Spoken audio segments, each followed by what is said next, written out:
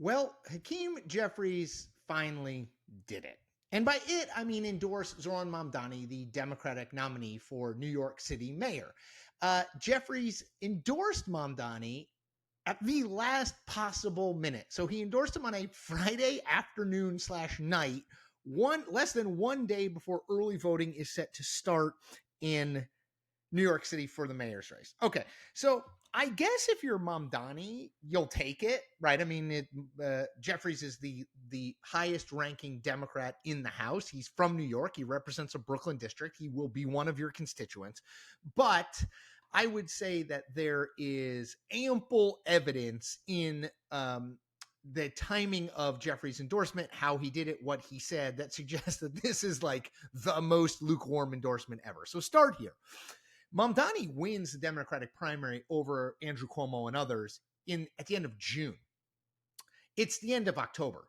Mamdani is just now getting the endorsement of Hakeem Jeffries, which is odd. And Jeffries was asked about it for months on end by every Capitol Hill reporter, and he kept saying, well, we're thinking about it. Oh, well, we're talking about it. And he never did it until the end of October. Basically, the race is effectively over. Okay, so that's the timing. Then more timing. He did it on a Friday afternoon. There's a reason that there's something called a Friday night news dump, because people are out to dinner, they're getting drinks, the weekend has started, they are not focused on the news cycle. That's when Jeffries did it. It's aimed at getting as little press coverage as possible.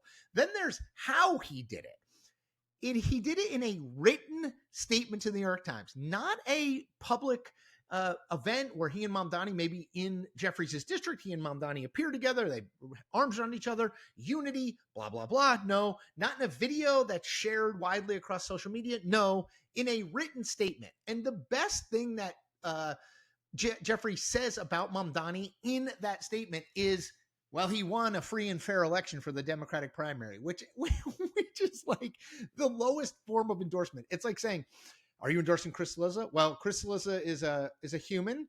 Chris CIllizza has a sweatshirt on. That sweatshirt is blue. His glasses are also blue. I endorse Chris CIllizza. Like, it's not exactly like a ringing endorsement.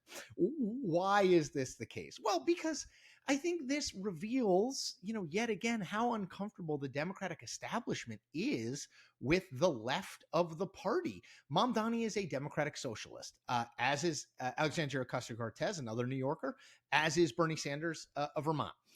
They are three of the most prominent people in the party right now. The party, I think, is struggling to grapple with that fact, that these are people who their base voters want. They want more Zohran Mamdanis and less Hakeem Jeffries, and certainly less Chuck Schumer, the Senate minority leader, also from New York, who has not yet endorsed Zohran Mamdani.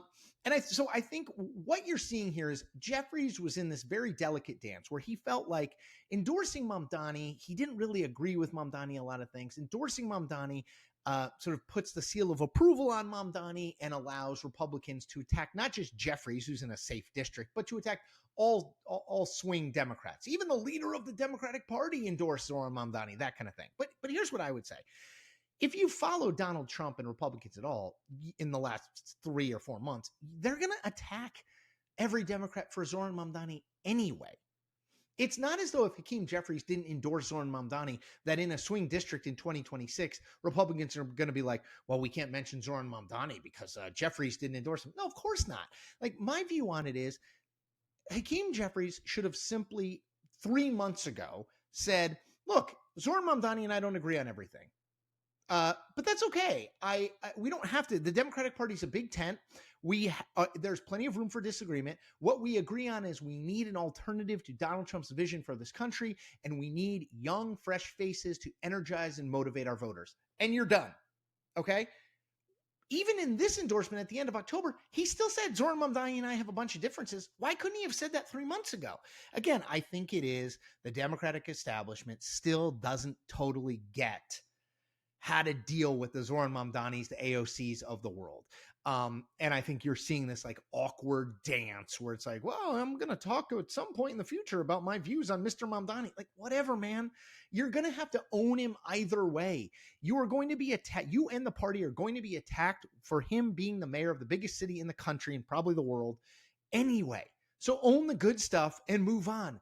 What Hakeem Jeffries did here is borderline political malpractice. He made this a months-long story only to endorse Mamdani in a written statement on Friday afternoon, the day before early voting starts, in the most tepid way humanly possible. Not a great look.